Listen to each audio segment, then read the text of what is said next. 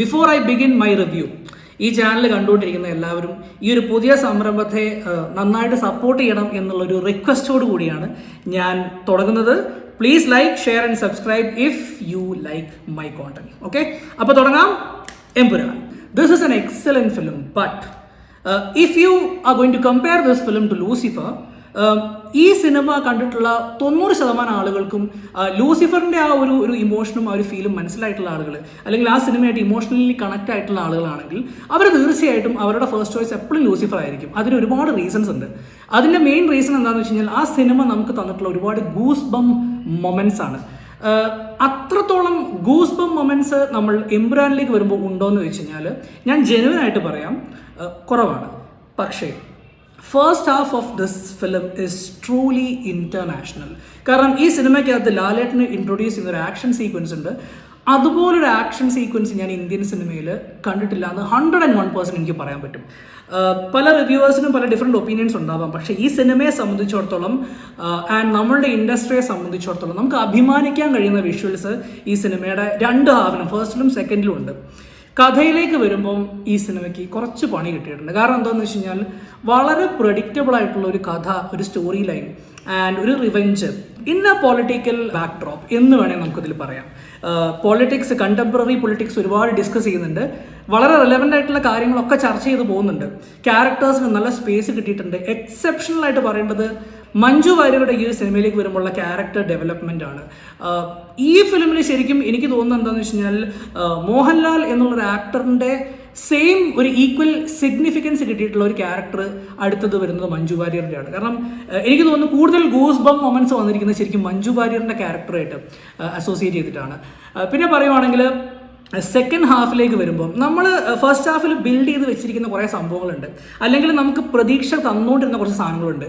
ഈ സാധനങ്ങളൊക്കെ സെക്കൻഡ് ഹാഫിലേക്ക് വരുമ്പോൾ ഇതിങ്ങനെയാണോ, അല്ലെങ്കിൽ ഇതിങ്ങനെയാണോ പോകുന്നത് എന്ന് നമുക്ക് ചിലപ്പോഴൊക്കെ തോന്നാവുന്ന രീതിയിലേക്കാണ് പ്രോഗ്രസ് ചെയ്യുന്നത് ഇത് ക്ലൈമാക്സിലേക്ക് പോകുമ്പോൾ.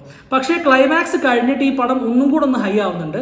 But let me tell you one thing very honestly, first half അല്ലെങ്കിൽ first film for example Lucifer എന്നുള്ള സിനിമയും പിന്നെ എമ്പുരാനും വെച്ച് നമ്മൾ താരതമ്യം ചെയ്യാതെ ലൂസിഫറിൻ്റെ ഒരു കണ്ടിന്യൂവേഷൻ എന്നുള്ള രീതിയിൽ എമ്പുരാനെ നോക്കുവാണെങ്കിൽ I think this is a very good film to watch in theatre. തിയേറ്ററിൽ കണ്ട് നല്ലൊരു തിയേറ്ററിൽ കണ്ട് എൻജോയ് ചെയ്യുക എന്നുള്ളത് തീർച്ചയായിട്ടും ഡിസേർവ് ചെയ്യുന്ന ഒരു സിനിമയാണ്. പെർഫോമൻസസിൻ്റെ കാര്യം തീർച്ചയായിട്ടും എൽ ഫാക്ടറാണ് എന്നെയും ഒരുപാട് ലക്ഷക്കണക്കിന് ഫാൻസിനെയും തിയേറ്ററിലേക്ക് ഇന്ന് ഫസ്റ്റ് തന്നെ ഓടിച്ചിട്ടുള്ളൊരു ഘടകം.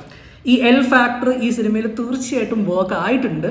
പക്ഷേ അതും ഈ പറയുന്ന പോലെ തന്നെ നമ്മൾ ലൂസിഫറിൽ കണ്ട ലാലേട്ടൻ്റെ ക്യാരക്ടറിനകത്ത് എനിക്ക് തോന്നുന്നു റൈറ്റിങ്ങിൻ്റെ അല്ലെങ്കിൽ ഡയലോഗ്സിൻ്റെ ഒരു സിഗ്നിഫിക്കൻസ്, അല്ലെങ്കിൽ ഡയലോഗ്സ് പ്ലേസ് ചെയ്ത രീതി ആൻഡ് ആ ക്യാരക്ടറിനെ പൊക്കിക്കൊണ്ടുവന്ന ആ ഒരു സംഭവം, ഓൾറെഡി ഈ പറഞ്ഞ ക്യാരക്ടർ ആരാന്ന് നമുക്ക് അന്ന് ആ സിനിമ കണ്ടുകൊണ്ടിരിക്കുമ്പോൾ നമുക്കറിയില്ല.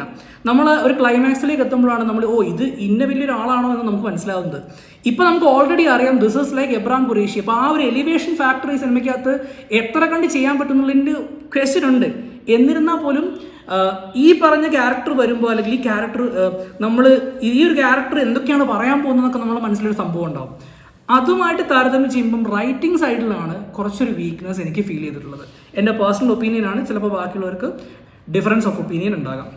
ഇനി പറയുവാണെങ്കിൽ BGM, scoring aspect, excellent scoring എന്ന് തന്നെ പറയാം, കണ്ണുടച്ച് പറയാം. ദീപക് ദേവിൻ്റെ വർക്ക് ട്രൂലി മാസ്റ്റർ സ്ട്രോക്ക് തന്നെയായിരുന്നു.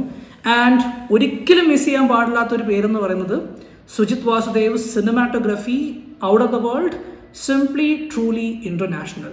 അപ്പോൾ ഇതൊക്കെ പറഞ്ഞിട്ട് ഒരാളുടെ പേര് പറയാണ്ട് പോയി കഴിഞ്ഞാൽ മോശമാണ്. നമ്മുടെ സ്വന്തം രാജുവേട്ടൻ അല്ലേ. രാജുവേട്ടൻ്റെ പണി, രാജുവേട്ടന് എത്രത്തോളം പണി അറിയാമെന്നുള്ളത് നമുക്കറിയാം. നമ്മൾ പറയേണ്ട ആവശ്യമില്ല. We don't have to really say about it. But still അദ്ദേഹം പ്രൂവ് ചെയ്തിരിക്കുകയാണ്, അല്ലെങ്കിൽ പ്രൂവ് ചെയ്ത കഴിഞ്ഞൊരു കാര്യമാണ്. He is like the OG or say the person who can be depended when we are making a commercial film. ഒരു സിനിമ നമുക്ക് ധൈര്യമായിട്ട് അദ്ദേഹത്തിന് കൊടുത്തു കഴിഞ്ഞാൽ അതിൽ നിന്ന് എന്തൊക്കെ ചെയ്യാൻ പറ്റുമോ അതിൻ്റെ മാക്സിമം പുറത്തേക്ക് കൊണ്ടുവരാൻ കപ്പാസിറ്റി ഉള്ള ഒരാളാണ് ശരിക്കും പറഞ്ഞാൽ പൃഥ്വിരാജ്.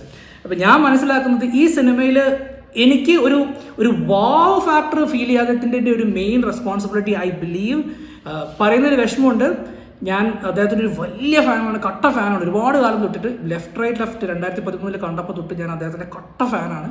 പക്ഷേ I cannot ignore the fact that Murali Gopi disappointed me a little bit. Okay, I'm very sorry to say this, but okay, അതും പറഞ്ഞുകൊണ്ട് അവസാനിപ്പിക്കാം. തേർഡ് പാർട്ട് വരും തന്നെയാണ് പ്രതീക്ഷ. അപ്പം ഈ ഒരു സിനിമ തീർച്ചയായിട്ടും നല്ലൊരു സക്സസ്ഫുൾ സിനിമ ആകണം എന്നാണ് എൻ്റെ ഒരു ആഗ്രഹം. കാരണം തേർഡ് ഫിലിം എന്തായാലും നമ്മളെല്ലാവരും ഡിസേർവ് ചെയ്യുന്നുണ്ട്. So once again this was my personal opinion and this is strictly personal. ഇനി നമുക്ക് അടുത്ത സിനിമയുമായിട്ട് കാണാം.